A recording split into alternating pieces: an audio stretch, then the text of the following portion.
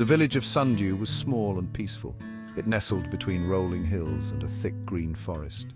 The people there were kind and hard-working. They farmed the land and lived simply. Life was quiet in Sundew. The days were warm and sunny. The nights were cool and filled with the sounds of crickets. It was a good place to live, especially for a spider.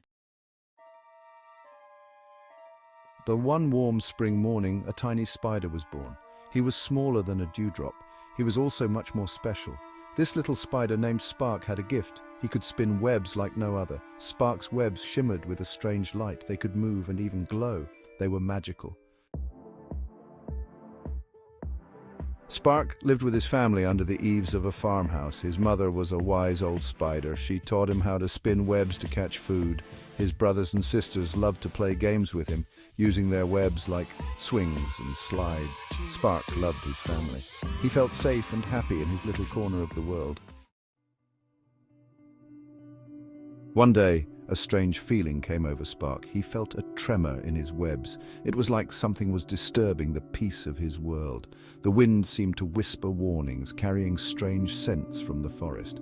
The animals were restless, their usual chatter replaced by an uneasy silence. Something wasn't right.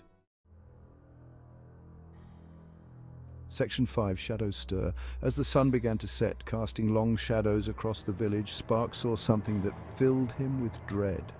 On the edge of the forest, just beyond the fields, dark shapes moved. They were too large to be animals, too organized to be just shadows. Fear, cold and unfamiliar, crept into Spark's tiny heart. He didn't understand what the shapes were, but he knew they meant danger. Section 6, The Protector Awakens. As the first rays of the sun pierced through the dense canopy of the mystical forest, a new day began, filled with both promise and uncertainty. The forest, shrouded in morning mist, seemed to hold its breath, waiting for the events that were about to unfold. Spark scurried back to his family, his 8 legs moving as fast as they could. The forest floor was a maze of roots and fallen leaves, but Spark navigated it with the agility and speed that only a spider could muster. His heart pounded in his tiny chest, not just from the exertion, but from the urgency of his mission. He told his mother about the shadows, about the whispers on the wind and the fear that gripped his heart. The shadows had been growing darker, more menacing, and the whispers more insistent, filling the air with a sense of impending doom. Spark's voice trembled as he recounted his experiences, the fear still fresh in his mind. His mother, her many eyes filled with a wisdom born of long years, listened patiently. Each eye seemed to reflect a different facet of her understanding, her experience. She had seen many seasons come and go, and her wisdom was a beacon of hope in these troubled times. Her calm demeanor helped to soothe Spark's frayed nerves. When Spark was finished, she touched his head gently with one of her legs.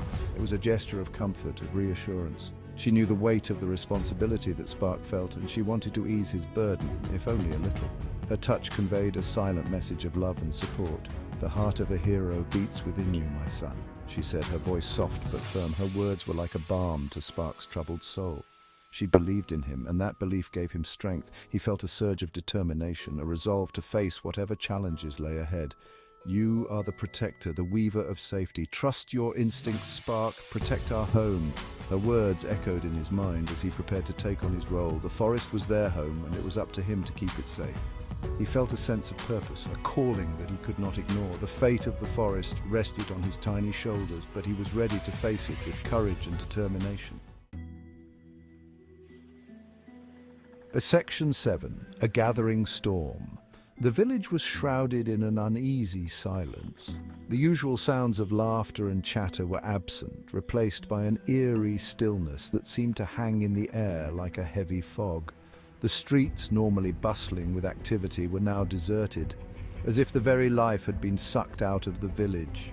The villagers, sensing the approaching danger, secured their homes and huddled together, fear etched on their faces. They whispered in hushed tones, sharing stories of past storms and the devastation they had brought. Mothers clutched their children tightly, while fathers reinforced doors and windows, hoping to keep the impending doom at bay.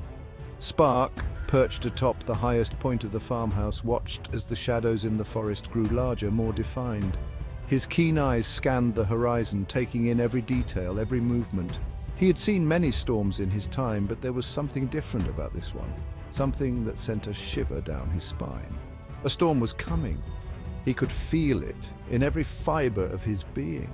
The air was thick with tension, and the sky seemed to grow darker with each passing moment.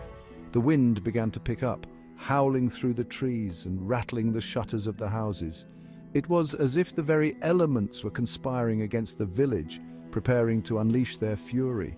But this was no ordinary storm. This was a storm of darkness, and he, Spark, the smallest of creatures, was all that stood between his home and oblivion. He knew he had to act, to warn the others, to prepare them for what was to come. With a determined look in his eyes, he spread his wings and took flight, soaring above the village, his tiny form silhouetted against the stormy sky. As he flew, he could see the fear in the eyes of the villagers below, and he knew that they were counting on him. He had to be their beacon of hope, their guiding light in the darkness. And so, with a heart full of courage and a spirit unyielding, Spark flew into the gathering storm, ready to face whatever challenges lay ahead. Section 8. The Gift and the Burden. In the heart of the ancient forest, where the trees whispered secrets of old and the moonlight danced on the leaves, lived a spider named Spark. Spark felt a surge of power within him, a sensation that was both exhilarating and daunting, the magic of his webs thrumming like 1,000 tiny heartbeats. This was his gift, his burden, a responsibility that weighed heavily on his small yet mighty shoulders. To protect those he loved, to weave webs of safety and strength. He could flee, disappear into the safety of the forest, where shadows and light played games of hide and seek. But the thought was unbearable. This was his home, a place filled with memories and warmth, his family, his village, the people who depended on him, who saw him not just as a spider, but as a guardian. He would stand and fight with every ounce of strength and courage he possessed. A tiny spider against the encroaching darkness, a darkness that threatened to consume all that he held dear. His spirit ablaze with the courage of 1,000 warriors, he was Spark, a beacon of hope in the night, and he would not falter. No matter the odds, no matter the challenges, Spark knew that his purpose was clear. He was the light in the darkness, the protector of his realm. And with every thread he spun, he wove a promise of safety, of resilience, and of unwavering determination. Section 9. Facing the Unknown. Taking a deep breath, Spark began to spin. He wove his magic, his webs shimmering with a light more brilliant than the moon. He would face this threat head-on. He would protect his home, his family, his village. He was small, but he had the courage of a giant. He was Spark, and he was ready to fight. Section 10. Hope in 8 legs. The villagers looked up in awe and fear as Spark's webs danced in the moonlight. They had never seen anything like it. He was just a spider, but he was their spider. And in that moment, he gave them hope. He gave them courage. Section 11, to be continued. The fate of Sundew hung in the balance. The shadows were closing in. The first battle was about to begin.